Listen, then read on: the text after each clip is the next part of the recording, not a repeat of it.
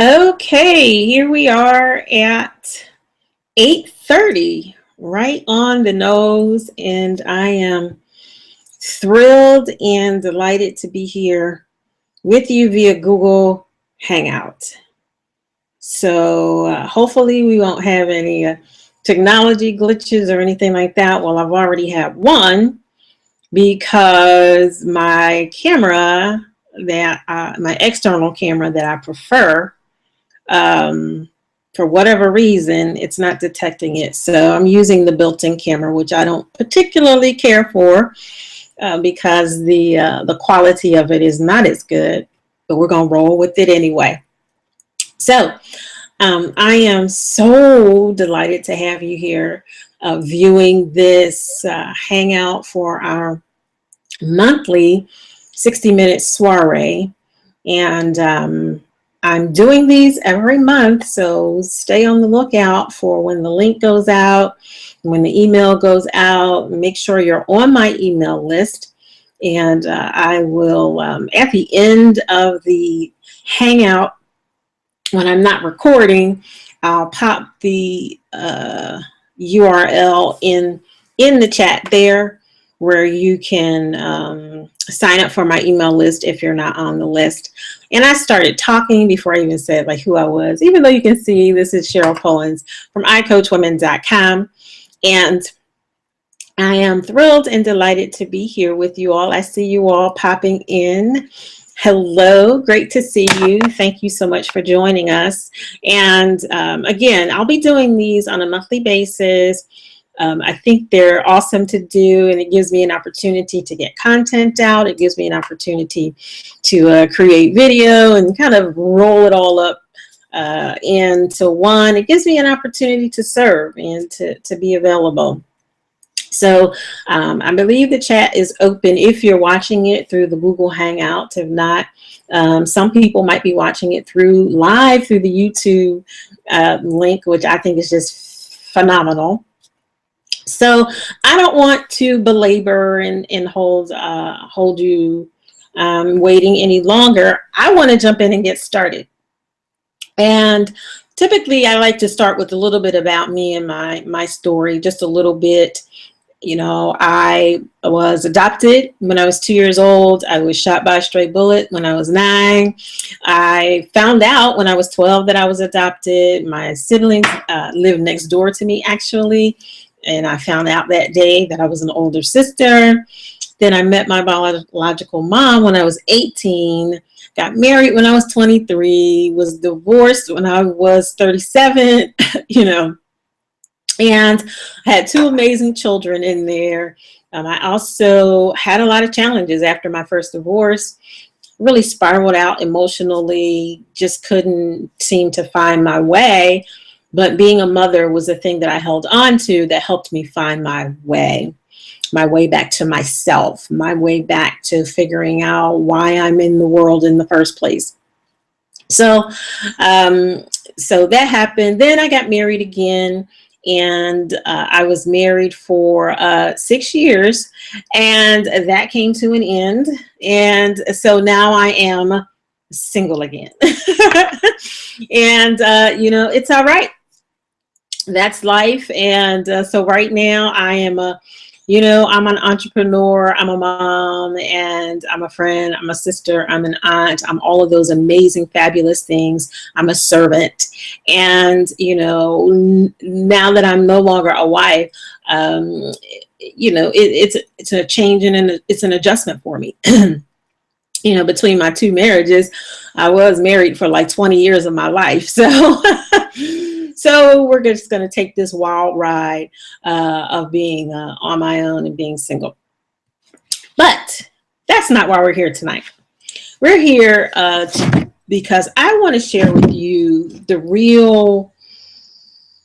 some of the real truth about why we are so challenged with living the life we truly desire. So many of us live our lives because we've settled. We live lives that we settled for. We live lives that other people told us we were supposed to live. doing things and having things they said we were supposed to have, but not necessarily things that you wanted. So tonight, I really want to open up and share with you some of the reasons how we got where we are in our lives. And then I want to give you a new way, literally, of thinking about your life. Okay. So that's kind of the road we're going to traverse tonight. And it's going to get windy. It's going to go a little deep. It's going to go a little, like I'm going to geek out on you a little bit. Because of some of the things I'm going to share is going to have to do with how we are mentally wired in our heads. Okay. So what does it mean to live a life you desire? What does that really mean? I have notes here. So I will be referring to my notes. You're going to see me look down from time to time. There used to be a time where I would be all spazzed out if I had to use notes. Honey, I'm using notes. Okay. Because there's a lot of content here, and I want to make sure I don't forget anything. All right. So what does it mean to live the life that you desire? Let's start with what desire is. Desire is to long for. Desire is to hope for. Desire is a heart thing. It's that thing that you long for that's in your heart. I like to distinguish between dreams and desire. Again, desire is that heart thing. It's heart-centered. Dreams, those come from your head. Those are your thoughts. Dreams are thoughts. They come from up here. So you got dreams up here. You got desires in your heart. All right. So those are really, truly distinct differences. Every dream you have starts with desire. Every dream you have starts with desire. It starts with that longing feeling that you have in your heart, a feeling to be fulfilled, a feeling that you matter, a feeling of significance, right? Significance, feeling that you matter, that you ultimately, as humans, we all want to feel as if we matter. And that's a desire. Feeling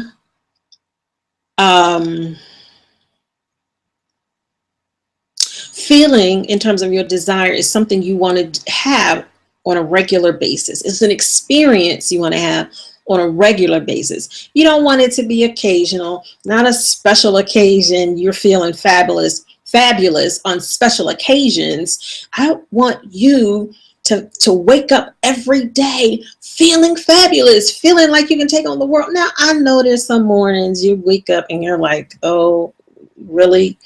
I need a do-over, or, whatever it is that you feel. But it should not be an everyday occurrence that you wake up miserable, that you wake up frustrated, that you wake up feeling unfulfilled, insignificant, that you wake up going about your day every day feeling as if you don't matter. Okay. Napoleon Hill said that the starting point of all achievement is desire. The starting point of all achievement is desire. I love that. And desire is the emotional part. It really is the emotional part of living the life you crave and living the life you dream about. Desire is the emotional part of that. Remember, I told you desire is of the heart. The heart is that's the emotional piece of us and who we are. And we have the power to create intentional experiences along our journey. We have the power to create intentional experiences along the journey to living the life that we desire. Most times, many times, we try to fast track. We try to fast track. We want to make it happen. We want to make it happen fast. Yes, let's do it. Let's make it happen. Let's get, and then you kind of start taking the journey down the road, and you're like, oh, wait a minute. Maybe I should have plan this out a little better. Maybe I should have put a strategy in place. Maybe I should have, and then you find yourself having to backpedal or, retrace your steps. Or sometimes we skip steps or we miss opportunities. But what I want you to frame this conversation for tonight, what I want you to do is be intentional. I want you to be intentional about the what. Be intentional about the what. And we're going to explore what the what is in a second. Be intentional about the what, and the how will start to fall in place. The how will start to come. Because you got to, set the intention on the out, set the intention out there, and then go, okay, how do I fill in the gap? How do I fill in the gap from where I am to where I desire to be? Okay. Now, what I believe and what I really feel is that we often step over desire. We step over the feeling part. We step into the wanting to have, but we step over how we want to feel. So we wind up defaulting to feeling frustrated, to feeling insignificant, to feeling as if we don't matter, because we did not purposely set out to create an intentional feeling. It's a part of a feeling is a significant part of our human experience. Every day, every moment, there's a feeling that we have. We're happy, we're sad, we're joyful, we're low key. We have some type of, that the emotional brain is always working. And we're going to talk about the emotional brain in a minute. Desire is the thing that we step over. We leave desire to chance. But we have to get really clear about what you really desire. And those were the things that I talked about. You have to get clear about how you want to feel. How you want to feel. So you want to wake up in the morning, you want to feel renewed, you want to feel refreshed, you want to feel significant, you want to feel like you're making a difference in the world. You want to feel like you are living your purpose. You want to feel like you're making a contribution to the world. Well, when you determine that that's the feeling you want to have, and you wake up in the morning, then the things that you do throughout the day are things that are going to point you in the direction of having the feeling that you want to have when your feet hits the floor in the morning, or when your head hits the pillow that night. Having the feeling that you want to have. You want to be intentional about it. What's the point of creating goals if the goals don't have any significance, or if they're not a part of your overall scheme or your overall strategy for life or your overall desire for the life that you want to live? How are you creating goals that aren't connected to anything that are really significant and connected to your heart? One of the reasons why we can't accomplish our goals, because we have not made an emotional connection between the goal and the desire. You got to make an emotional connection between the goal and the desire. All right. Desire, small thing in one respect, huge in another, and we overlook it. We step right on over it. So let me figure out where I am in these notes. And I numbered these pages, and I tell you, I don't even know what's going on here. But be intentional about how you want to feel. We do understand that. So, but we wake up in the morning, oftentimes we go to bed at night, and we're distracted. We're distracted by life. We're distracted. I think I wrote this note down here today, and I said the reason why, and I said something to the effect of the reason why we don't live our dreams is because we're distracted by life. And I get it. Life comes, life happens. And that's always going to be the case as long as you are alive.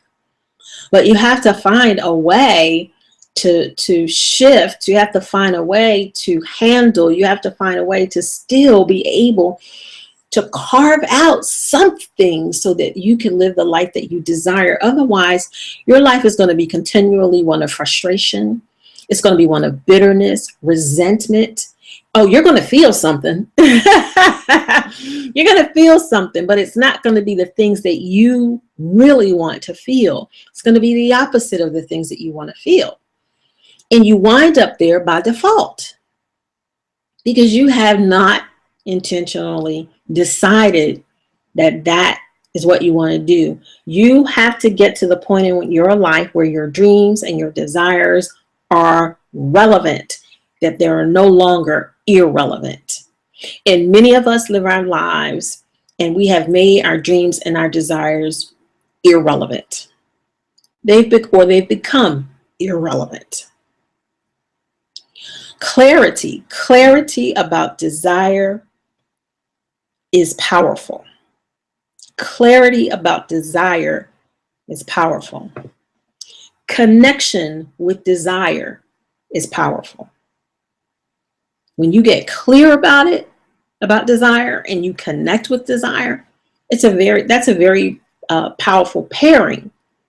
Because now you're on a mission. It's no longer just about trying to get to the end of the rainbow. You understand? It's about that feeling you have as you're trying to get to the end of the rainbow. So let's jump into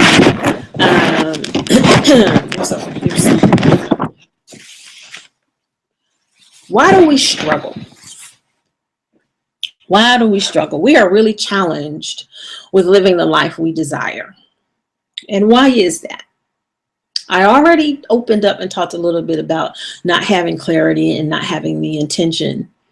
But there are two things that I believe, based on the things I've read, my own experiences, talking to the hundreds of women entrepreneurs that I talk to. There are two things. One is what happens when we're born. The other is what happens in our brains. What happens when we're born? What happens in our brains? And you're probably like, okay, where is she going with this? Right along. So, when we're born, we start to explore, we start to grow, we start to venture out. We're little, we grow up. And what are some of the first phrases you probably may not remember, but even as a parent, what are some of the first phrases our children hear? Some of the first phrases you heard. Don't do that. Stop. That's selfish. People aren't going to like you. Let's see. What you want doesn't matter. You want what I tell you want as long as you live under my roof. Right. Those are the kinds of phrases and things that we were told growing up. So there's no mystery as to why we think the way we think as it relates to what we desire to have. Because for years and years and years, some of the most formative, impressionable years, we were told we couldn't have it. We were told you can't do that. We were told you can't make any money doing that. That's not an acceptable type of job. So our dreams, our desires, they all get crushed. And they get crushed at a very young age. And oftentimes it is most difficult to recover from that crushing unless we become very intentional, almost obsessed with trying to shift that story. And we're going to talk about shifting that story. All right. So our desires get drowned out through the way we're raised. Then we go to school and our teachers do the same thing. Then we go into society and society reinforces all of that. So now you have all these reinforcements of this thought that potentially what you desire to do, or who you desire to be, or what you desire to have is now insignificant, not acceptable. So you settle. You settle. You shift from the excitement of the possibility to settling, to being in frustration, to being in mental and emotional anguish because you're now doing stuff that you don't want to do. And potentially that doesn't even feel good or right for you. But you're doing it anyway because you got to keep mama quiet. You got to keep daddy quiet. You got to keep everybody at bay. You got to keep people thrown off, so they don't. You're keeping everybody else happy while you're miserable. So many of us live our lives that way every single day. Every single day. Every single day. So you have to explore your desires. Now you have to go back and you have to go, okay, wait a minute. You have to reacquaint yourself with your dreams and your desires. When I work with the women I work with and I do these groups, I take them all the way back to what do they want? Many times they've never been asked. I've had women tell me, no one has ever asked me that question. Simple yet profound. What do you want? What do you want? Simple yet profound. And I always say, in order to know your desires, you must first know yourself. You have to know yourself. You got to discover yourself, rediscover yourself. The real you. The real you. Not the person that was created out of what other people think you should, or what other people think about you or think you should do or who you should be. The person you are in your soul. Rediscover her. Find her. Reconnect with her. Find out what she likes. Find out what she doesn't like. There's so many things I discovered about myself, and I did a lot of soul searching after my last marriage ended, and I started in my soul searching. Yes, it was about my contribution to why the marriage ended, but it was also about me. Okay, now I'm single and in my 50s. So now it's okay, Cheryl. What do you really like to do? Where do you really like to go? What do you really want to have? Asking myself those questions and not filtering them through what somebody else is going to think, believe, or say about me.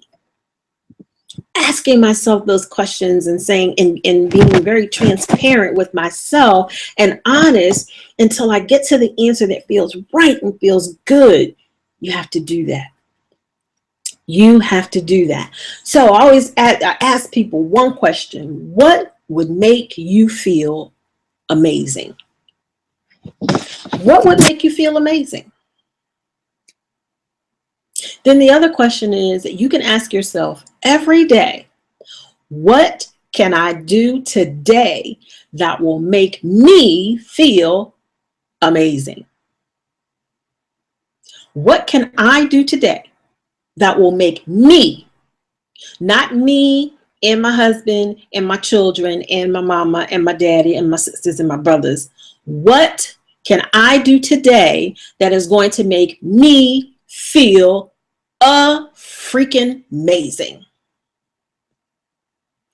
Ask yourself that question. Ask yourself that question. Because we don't intentionally do what makes us feel amazing because we've been taught that it's selfish behavior. We've been taught that feeling amazing is selfish. Considering ourselves first is selfish. Okay? It almost feels counterintuitive. It almost feels counterintuitive to consider yourself first. You feel as if you're letting the other person or other people down if you consider yourself first, which is why when we have this discussion surrounding this idea of life balance, and women in particular, they tell you, how do you handle the guilt? To me, that's a bigger question. It's not how do you handle the guilt, it's why do you have the guilt? Why do you have the guilt when it comes to you being able to say no or being able to protect your boundaries? That's a whole other conversation. Whole other conversation, but it's real. It's real. Because we get thrown into this feeling of guilt whenever we want to do something for ourselves. All right. So I said it feels counterintuitive. I'm not sure if I said that, but it does. It feels counterintuitive. It doesn't feel natural for you because you've been told for so long that to consider yourself first is selfish. Well, you have to give your own self permission. You have to give your own self permission to consider yourself first. I don't give you permission. Nobody else gives you permission. You give yourself permission. I really have a problem when people say, I give you permission. I don't give you permission to do anything. That's something that comes from within you. You have the power. You can make the adjustment. You can make the change. That's not for me or anybody else to give you permission over. That's just how I feel about it. It's your life, not theirs. It's yours. You get to pick and choose and make decisions about your life, what you like, what you don't like, what you desire, what your dreams are, how you're going to pursue them. That's yours. That's your life. Take ownership of it. Okay, so I talked about that piece. There's this commercial, and I talk about this all the time because I think it's just really, really, really great. And there's a commercial, I think it's an insurance commercial, and I keep saying I'm going to find out what commercial it is, and I haven't done that yet. But they're all children in the commercial. And each child in different scenes are saying, I know my hands are like all over the place, right? Each child is saying, I want to be a whatever. I have no idea what most of the children said except one. One child says, I want to be a marshmallow. I tell this story all the time because it's fascinating. It says, I want to be a marshmallow. And I thought, wow. That's the creativity that we come into the world with that gets crushed typically.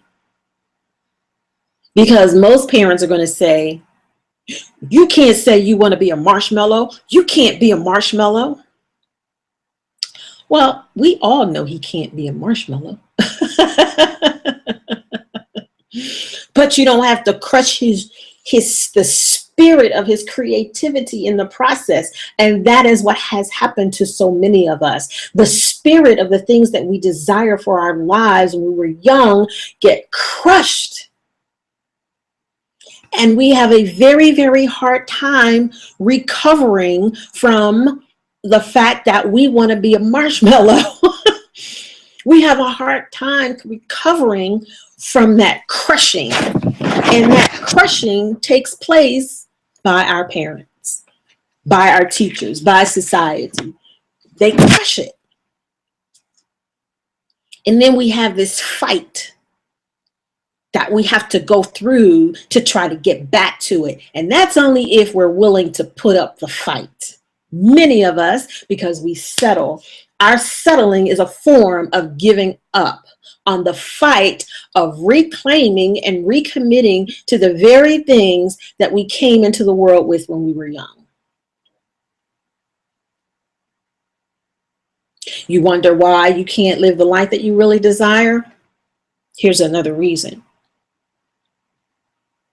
It's what's going on in your brain. It's what's going on in your brain. Now, this piece right here, I was really, really fascinated by it. I'm a student of psychology. Psychology was my major in college. I have been fascinated with the way people think for more than 30 years. I've always looked at, why do people do what they do or don't do what they should or want to or whatever? So what goes on in our brains? Now, it's going to get a little, let's see, it's going to get a little geeky, a little geekified. It's going to get a little geekified, but it's going to be good. And it's going to give you some real concrete insight into what the challenge is.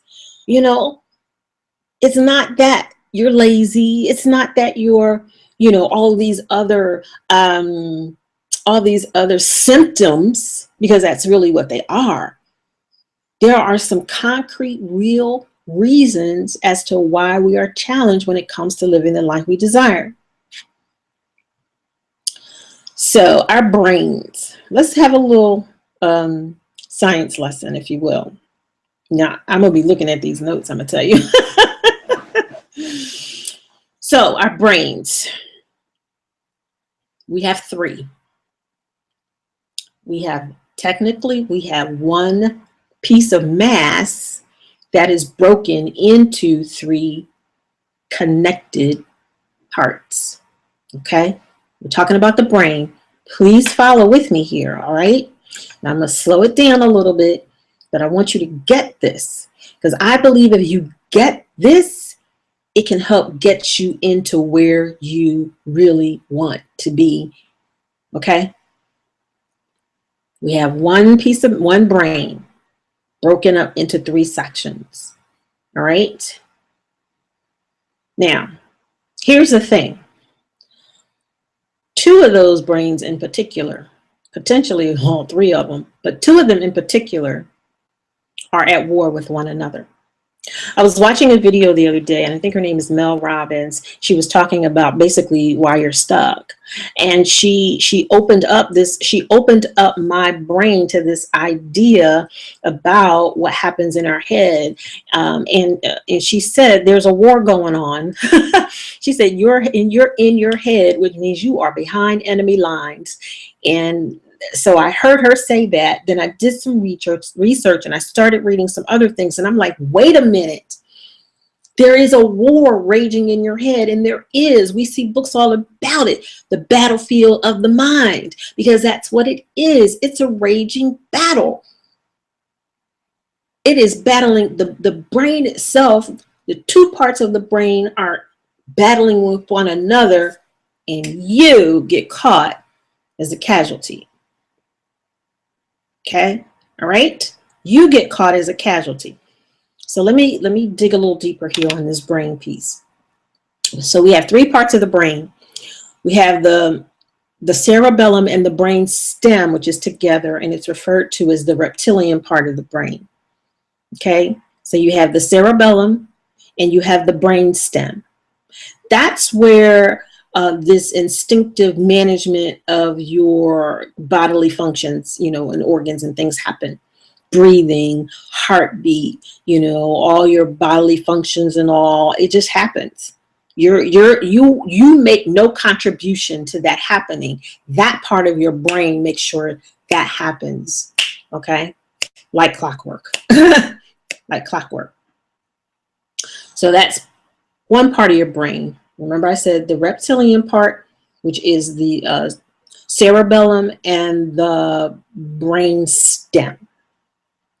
Then you have the limbic part of your brain. That's the emotional brain. That's the brain that gets most of us in trouble. Because the emotional brain is a pleasure-seeking part of our brain. It is always in search of what feels good. Okay? It's feeling, eating, good or bad, pleasant. I mean, it's in search of those. It's in search of those things. It distinguishes between safety and danger. Let's see, but it propels us toward pleasure and away from pain. And that's where that whole fight or flight comes into play. It comes out of the limbic part of the brain. Okay. The third part of the brain is our neocortex, right? Neocortex, and if I'm correct, the neocortex, I believe, is right here. I believe that's in the front of the brain, I think. That's your thinking brain. That's where your reasoning takes place. That's where artistic and verbal and musical abilities live. That's where all that fun and fascinating and exciting things happen. But that's also where we decide change. The neocortex is where we decide change. So you have the reptilian brain, which is the cerebellum and the brainstem. You have the limbic part of your brain, which is the emotional brain. And we have the neocortex part of our brain, which is the thinking brain. The limbic, our emotional brain, the neocortex, our thinking brains, they fight. They fight. And many times it's our emotional brain that will not cooperate when it comes to change, because change many times is not perceived as being pleasant. So the emotional brain wants to override. The emotional brain wants to override the thinking brain because it's scanning for pleasure, and in change, for whatever reason, it can't find it. So change becomes difficult. And then that's how self-sabotaging comes into play, because the emotional brain takes over and sabotages everything. I'm telling you, this is some powerful stuff. And if you really, really pay attention to yourself and become aware, I promise you can figure out when that's happening. But you have to become self-aware in order to figure out when that's happening. And that's that whole, the three brains, two are at war with one another. You are behind enemy lines. When you stay up in your head, you got to get out of your head. Otherwise, you wind up being the casualty. I know that was a lot. So how do you change all of this stuff that I just talked about? How do you change this? How do you go from living a life that potentially, I know I'm messing with my hair, but it was in my face. How do you go from living the life that potentially was not the life you wanted to live to, living a life that you really, really desire, where you are no longer waking up frustrated and worrying about what people are going to think, what people are going to say, what people are going to believe about what it is you want to do and what you're doing and where you're going and what your dreams are. How do you get to that place? All right. So the key factor to living the life you desire, one thing you need to understand is it's not going to fall out the sky. It's not going to happen overnight. It's not going to be like, poof, we're now living the life we desire. Yay. It takes work and it takes an intentional approach. Now, my solution for that intentional approach is you have to change your frame. You have to change your frame. All right. So we've already talked about birth and brains, right? Birth and brains. We've already talked about that. And both of which play into our challenge with living the life we desire. We've already kind of laid that out. But you cannot change the way you were raised, and you cannot change your past experiences. But what you can change is your future. You can reframe it. And we're going to talk about that right now. So let's take a pause and take a deep breath. You know, just kind of take a moment, breathe it in, breathe in the moment. Awesome. Okay. So what is a frame? A frame is stories that we tell ourselves about our lives and the influence those stories, and those stories have influence on what we think and what we do. What are frames? Frames are stories we tell ourselves about ourselves, about our lives. And those stories have influence on the way we think and what we do. The stories have been influenced by how we were raised, what we were taught, by society, what we learned from experiences.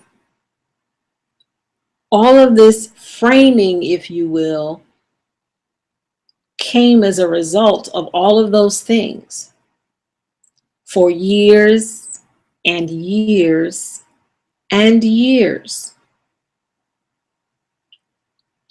Now, the stories that we tell ourselves, they have to already fit into a synapse of our neural constructs. I just geeked out on you, didn't I? I know I did. I just geeked out on you. I know it. I can feel it. But let me see if I can rephrase that, just so you get a clearer picture and understanding of what I'm talking about. Because this is very powerful, because this framing, and it's how we think. It's our birth and our brains when we put them together. This is how we get to where we are. So the stories have to already fit into the synapse. Okay, let's talk about what a synapse is. It's really a pathway. Our synapse in our neural constructs in the confines of our brains and our heads is how information flows from one neuron to the other.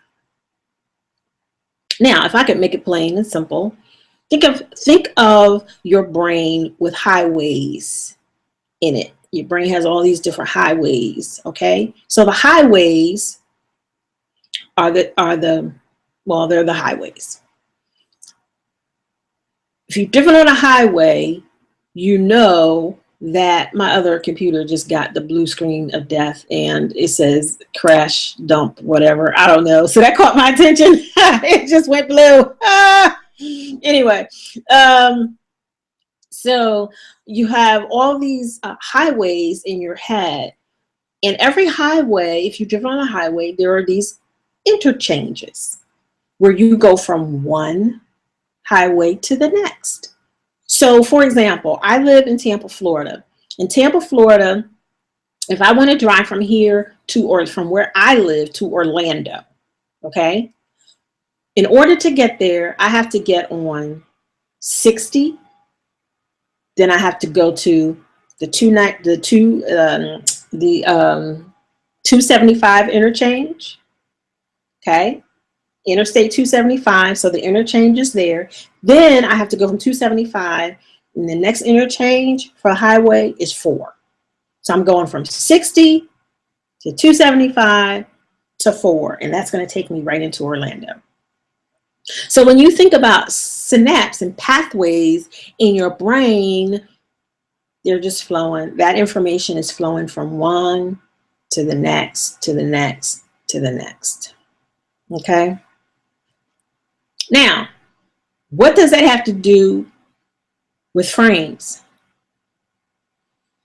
Because you have this existing story in your head that's been created over time, you have to intentionally create a new story. And how do you create a new story? Or how do you create a new frame? You create a new story. How do you create a new frame? You intentionally create a new story. You create a new story that is positive. You create a new story that you tell yourself about yourself that is in spite of your past, and it's independent of your present. Very key. You create this new story that is positive, that is in spite of your past experience, and it is totally independent of your present. There, the computer restarted. How you like that? And I usually keep that computer on silent too. You gotta love it. So what do I mean when I say that it is in spite of your past and independent of your present? In spite of your past, meaning you can't revisit your past to try to craft a new story. You wanna create something totally new. In particular, if the experiences were not that great, which is many of us, we did not have great experiences along the way in life. And of course, some of those experiences got us to where we are. Well, we can't change those. We can't do anything about those. So we don't really need to consider them in that way. Independent of your present. This is what I know in working with the women that I've worked with. Oftentimes we are challenged with seeing into the future because we are stuck mentally in where we are in the present. We can't see beyond where we are. So we can't get to what our future looks like because we're worried about how we're going to pay our bill tomorrow, how we're going to, how are we going to get groceries, gas in our car, the things that we take to bed with us. But you have to take time to intentionally step out of where you are presently to create a new story, a new future story. I call it defining your future. You got to step out of that, out of where you are, and say, what does my future look like? Independent of where I am right now, irregardless of what my past was like, how do I create a new future? How do I create a new story? How do I craft a new frame? And that's how you revisit your dreams, your desires, the things that you really want. And this is work that is very challenging to do by yourself. It is. I know it is. Yeah, I've done this work, but I did it in a group. I did it in, actually, when I was being certified as a coach, that was one of the things that we had to do. We had to create this whole vision for our lives. When I did my program, it wasn't theory. We had to literally walk through everything that we did as if we were being coached. Actually, we were being coached. So this is work. This kind of work is very challenging to do by yourself because we're so in our heads. You need somebody that's going to pull out and ask the right questions and get you thinking about it, and being able to bring you back if you start going down this path of what your past was like and what you got to deal with today and all those, because you got to be able to step out of where you are. Right. Remember what I said, independent of your present, irregardless of your past, in spite of your past. And then what do?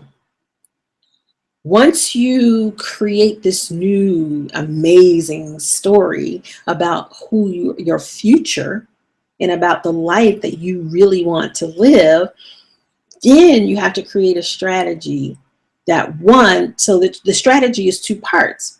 You got to create a strategy that's going to allow you to adjust your words, your actions, and your habits to start to live out that story. You're going to have to adjust your words, your actions, your thoughts, your habits to start to live out that story. Okay, so that's the first part of the strategy.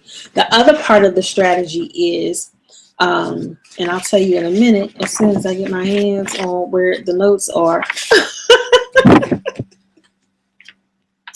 I don't know what kind of note taking I was doing when I did this, boy, I tell you. But the second piece is, oh, no wonder I can't find it. It's under my computer. Yes. So the other piece is, I said it allows you, that strategy so that you can really adjust yourself. The other part of the strategy is so you can create a plan, a viable, real goal plan that's going to get you from where you are now to where you desire to be based on the new story, the new frame that you've created. Very, very powerful. Very, very powerful. This is more than just creating a vision board. This goes beyond that. This allows you to write out what your future looks like. I call it defining your future, creating this new story with words. And you can start the story just like this. When I wake up in the morning, I want to feel. You can start the story just like that. When I wake up in the morning, I want to feel. And then what you do in terms of the goal piece is you reverse engineer how you're going to get to that place. So you ask yourself questions like, how will you accomplish getting that feeling? Who do you need to become to experience that feeling on a regular basis? Remember, we said we don't want these special occasion feelings. We want to be able to feel the way we want to feel on a regular basis. It's a part of our lifestyle. Okay? What new habits do you need to have? What habits do you need to get rid of? Okay? What things do you need to learn? What people do you need to meet? So this is the reverse engineering part of what you have to do in order to get to where you want to be. So here's your assignment. I wouldn't be a coach if I didn't give assignments. Here's your assignment. Write a new frame. Write a new frame. But I want you to write it this way. I want you to write a letter to yourself from your future self. Write a letter to yourself from your future self. And your future self is going to tell you about all the fabulousness that you are experiencing in your life. Your future self is going to tell you the things that it has learned, down the road to get where you are. Your future self is going to tell you, I'm so glad that you took that class. I'm so glad that you did that coaching program. I'm so glad that you wrote that book. Your future self is going to tell you everything you need to know about creating a goal for your future and creating a new frame. And once you write it, read it. Don't just write it and then, leave it somewhere. Once you write it, read it every day. Stay connected to it. If you have a vision board and you have images on the vision board, then your future letter to yourself should incorporate those images, and you can have those visuals of your vision board while you're reading the letter to your future self. I promise you, it is one of the most powerful things you can do, because it starts to become real for you.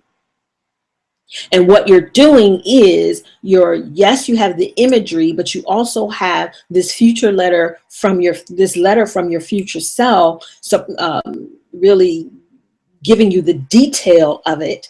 And then your brain starts to look for the opportunities. How do I get her there? How do I get her so that she's waking up in the morning and she's going to the gym and she's having breakfast with the fabulous people she wants to have breakfast with, and then she's going, into her office and she's working with clients or whatever it is that she's doing, and then she's having lunch with more amazing people, and then she's doing whatever it is that she wants to do, and she's taking vacations in the summer, or whatever it is. There's a term that I use. Use sensory detail. Write this letter using sensory detail. What do you see? What do you hear? What do you smell? What do you feel? All of that. It is one of the most powerful things you can do to get yourself on the path to finally living the life you desire. You have to become mentally, verbally, emotionally, and spiritually and physically engaged in your future. Your life will never look the way that you want it to look as long as you are disengaged on any of those levels with the life you want to live. So that is what I have for you tonight. Of course, you can do this work with me. I have the 5-star lifestyle group immersion program.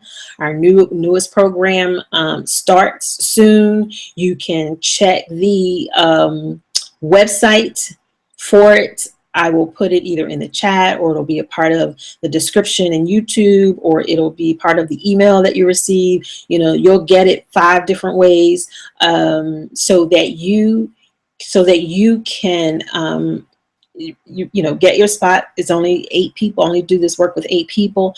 This is just a part of the work we do. We talk about your dreams. We talk about your desires. We talk about defining your future. We talk about designing your goals. And then we talk about you doing it, getting into implementation and getting it done. That's where people get stuck. And I have a whole module, part of a module I do on getting stuck and why people are stuck. Because you got to get out of stuck. And actually, this is a part of it.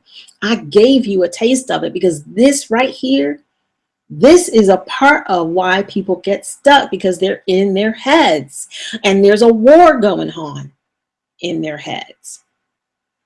I want to respect our time. Thank you so much for hanging out with me. It is certainly an honor and a privilege and a pleasure to hang out with you. My name is Cheryl Pullins from icoachwomen.com. And what I do is I help women discover their desires, make plans for their dreams, and live the life they crave.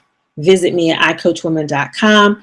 Also, don't forget the program starts soon. 5-Star Lifestyle.